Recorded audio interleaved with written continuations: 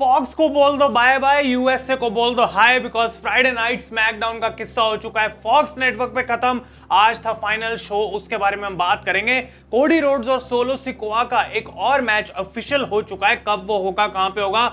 Jacob फाटू का हमें पूरा हिंट मिल चुका है, क्या वो हील टर्न करने वाले हैं सोलो सिकोआ के अगेंस्ट नेक्स्ट वीक, क्या वो बड़ी चीज हो सकती है, वो भी डिस्कस करेंगे आज के शो के बारे में। स्मैकडाउन भाई फाइनली अब खत्म हो गई और मुझे लगता है अगर एक ऐसा तरीका है इस शो को अच्छा बनाने का, इस शो को वापस ट्रैक पे लेके जाने का, तो यूएसए नेटवर्क वाला मूवी इसको बचा सकता है। बिकॉज जब ऐसा कुछ होता है, जब नई चीज होती है, तो डब्ल्यूडब्ल्यू पूरा जोर लगा देती है उसको प्रमोट करने में, उसमें अच्छी चीजें करने में, और बिल्कुल परफेक्ट टाइमिंग पे यूएसए नेटवर्क वाला मूव हो रहा है। बिकॉज हम इतने टाइम से बोल रहे हैं स्मैकडाउन बोरिंग है, कुछ तो खास करो स्मैकडाउन में। और शो के बारे में हम कंप्लेन नहीं करेंगे, सीधा डिस्कस करते हैं, स्टार्ट करते हैं इसको। The undisputed WW champion Cody Rhodes, और वो काफी यहाँ पे जो है खुश लग रहे थे, क्राउड उनको बहुत ज्यादा रिएक्शन बढ़िया दे रहा था। एडमंटन, एल्बर्टा, कनाडा में आज ये हो रही थी स्मैकडाउन, और कोडी रोड्स सबसे पहले आगे बोलते हैं किस तरीके से यूएसए नेटवर्क पे स्मैकडाउन जाने वाली है। माइकल कोल स्मैकडाउन पे वापस आ चुके हैं, और केविन ओवेंस को यहाँ पे एक शाउट आउट देते हैं कि कमाल की उनकी परफॉर्मेंस रही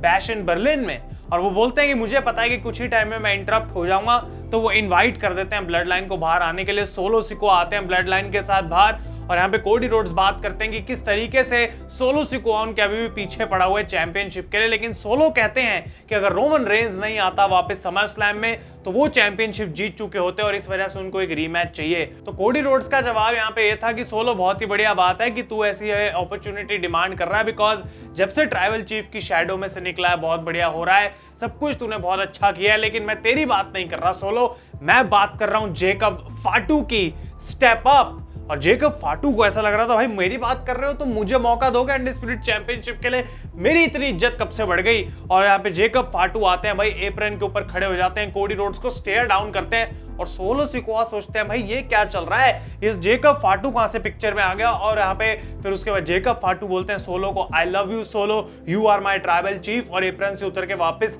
अपनी पोजीशन पे वो चले जाते हैं। और कोडी रोड्स कहते हैं भाई ये वर्थ है शॉट था, एटलीस्ट मैंने ट्राई तो करा, जेकब फाटू को मौका देने की कोशिश तो करी। लेकिन सोलो सिकोआ अगर तेरे को रीमैच चाहिए, तेरे को रीमैच बिल्कुल मिलेगा। और बेसिकली गाइस छोटा मैं आपको बता देता हूं, क्योंकि यहाँ पे सेगमेंट में कुछ बातें जो बोली गई इतनी ज्यादा इंटरेस्टिंग तो थी नहीं, तो अगले वीक के लिए चैलेंज एक्सेप्ट कर लिया जाता है कोडी की तरफ से, सोलो की तरफ से भी, और ये मैच बना दिया जाता है। और सोलो कहते हैं हमें नेक्स्ट वीक तक क्यों रुकना है। और यहाँ पे ब्लड लाइन आती है रिंग में, ऐसा लगता है वो कोडी को अटैक करेंगे, लेकिन DIY और स्ट्रीट प्रॉफिट से दोनों टीम्स यहाँ पे आती हैं कोडी को बचाने के लिए।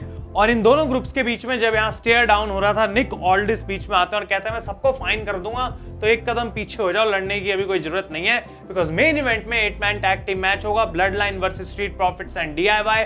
और वो कहते हैं ब्लड लाइन की इंटरफेरेंस वाली प्रॉब्लम्स हमें जो है कंट्रोल में रखनी पड़ेगी नेक्स्ट वीक के लिए। तो एक कोडी रोड्स और सोलो सिकोआ का जो मैच होगा for the undisputed WWE championship, it will now be a steel cage match. और वो बहुत ही सही डिसीजन था, क्योंकि भाई यहाँ पे कोडी और सोलो का जो मैच देखने को मिलेगा, वो फाइनली उसमें कुछ एलिमेंट ऐड करा जा रहा है। I don't even know last कब स्मैकडाउन पे एक स्टील केज मैच हुआ था, लेकिन भला हो यूएसए नेटवर्क का, भला हो इस प्रीमियर का। बिकॉज अगर यूएसए नेटवर्क नहीं होता है, स्मैकडाउन अभी भी फॉक्स पे रहती, मैं आपको लिख के दे सकता हूं कि कोई स्टील केज का हमें अकल शक्ल भी कहीं नहीं देखने को मिलती।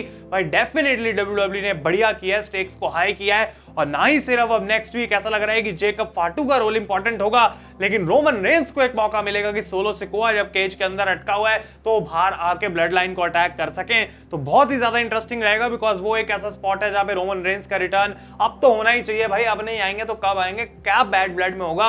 और जब कोडी वर्सेस सोलो बैड ब्लड में नहीं हो रहा, तो इसका मतलब ये है कि Roman versus solo can be one option for bad blood pay per view. इसके बाद बात करते हैं तो बेली का मैच हुआ टिफनी स्ट्रैटन के साथ, जहां पे नाया जैक्स ने बोला था टिफनी को कि मैं तेरे लिए रिंग साइड पे आऊंगी, तो मैच के बीच में रिंग साइड पे आती हैं, बेली को डिस्ट्रैक्ट करने की कोशिश करती हैं, लेकिन वो चीज काम नहीं आई। एक ठीक ठाक सही मैच था, यहाँ पे कुछ खास था नहीं, और बेली अपना रोज प्लांट फिनिशर लगा के जीत जाती है। और ऐसा लग रहा है कि नाया जैक्स और बेली की फ्यूड अब वापस रीस्टार्ट करी जाएगी फॉर द विमेंस चैंपियनशिप। लेकिन टिफनी का एक ही कहना है कि वो कभी भी कैश इन नहीं करेंगी नाया जैक्स के ऊपर, उनका एक ही मुद्दा है कि वो हेल्प करना चाहती है नाया जैक्स को।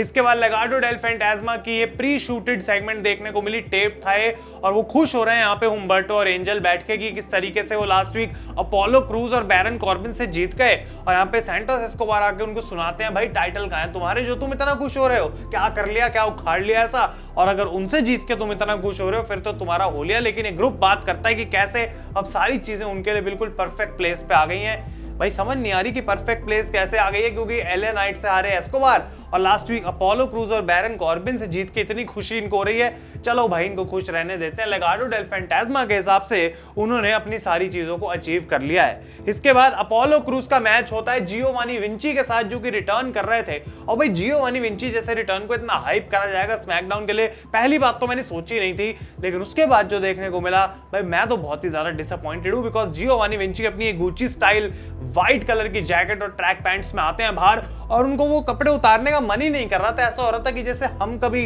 कभार कोई नए कपड़े लेके आते हैं ना और फिर अपने आप को ताड़ते रहते हैं भाई शीशे में खड़े होके। आई डोंट नो कि आप लोग ये करते हैं फिर नहीं, लेकिन मुझे इसमें कोई एडमिट करने में प्रॉब्लम नहीं है कि मैं ऐसे कभी कभार करता हूँ, बिकॉज मैं बहुत कम कपड़े खरीदता हूँ। तो जब लेके आते हैं ऐसा लगता है कि भाई वाह ये तो कुछ नया ही आ गया मेरे पास। और रेफरी का यहाँ पे रिएक्शन बहुत ही फनी था, बिकॉज उसको मैच शुरू करना है और जियोवानी विंची को फर्क ही नहीं पड़ता। वो कह रहा भाई पीछे हट तू, मेरा डेब्यू है, मैं आराम से करूंगा इस काम को, लेकिन ऐसे ही मैच को स्टार्ट कर दिया जाता है। और बेचारे जियोवानी विंची ने अपनी जैकेट भी नहीं उतारी, पीछे से रोल अप होता है और 3 सेकंड में अपोलो क्रूज ने जियोवानी विंची को हरा दिया।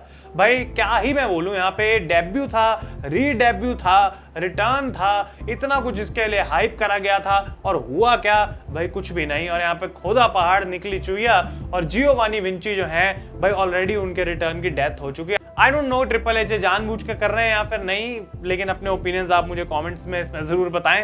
केविन ओवेंस का ट्रिपल थ्रेट मैच हो रहा था ऑस्टिन थ्योरी और ग्रेसन वॉलर के साथ, बिकॉज उनको ऐसा लग रहा है कि तुम्हारी इतनी कमाल की टैग टीम है, तुम तो अगेंस्ट भी जा सकते हो, तो क्या ही फर्क पड़ जाएगा। और यहाँ मैच में टेबल के थ्रू जाते हैं ग्रेसन वॉलर, और ऑस्टिन थ्योरी ने जिस कमाल के तरीके से स्टनर को सेल करा जो हमेशा वो करते हैं, वो चीज यहाँ पे देखने को मिली, जिसकी वजह से केविन ओवेंस इस मैच को जीत जाते हैं। लेकिन गाइस मैच के बाद अटैक करते हैं A-Town down under Kevin Owens को, तो अपर हैंड उनको फाइनली मिला।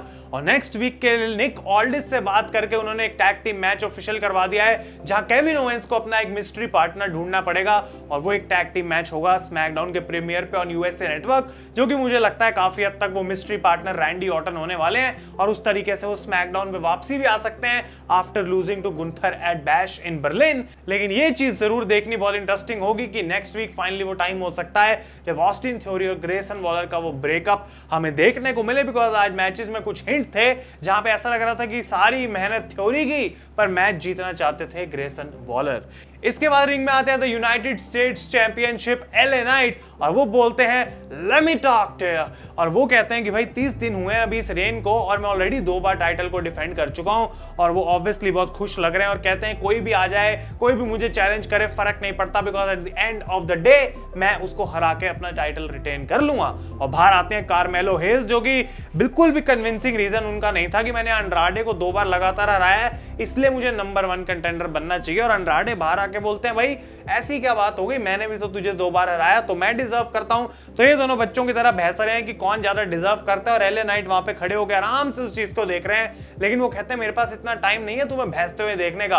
और अंड्राडे को गुस्सा आ जाता है, और जब उनकी इंग्लिश नहीं इनफ पड़ी तो उनको स्पेनिश पे आना पड़ा, और बिल्कुल डोमिनिक की तरह गुस्से में स्पेनिश में वो बोलते हैं। लेकिन एलए नाइट कहते हैं भाई मुझे एक शब्द समझ नहीं आया जो तूने अभी बोला है, लेकिन अंड्राडे कहते हैं तू समझ तो गया होगा ना। और मैं सोच रहा हूँ भाई उसने अभी बोला उसे कुछ समझ नहीं आया, और अंड्राडे का फॉलो अप क्वेश्चन है तू सब समझ गया ना जो मैंने बोला है। और बेसिकली यहाँ पे होता गया कि अंड्राडे पुश कर देते हैं एलए नाइट को, कार्मेलो हेज और अंड्राडे की यहाँ पे ब्रॉल स्टार्ट हो जाती है, लेकिन at the end LA night in दोनों को बीएफटी फिनिशर लगाते हैं। तो लोड करा जा रहा है triple threat match for the United States championship, जो कि इंटरेस्टिंग है।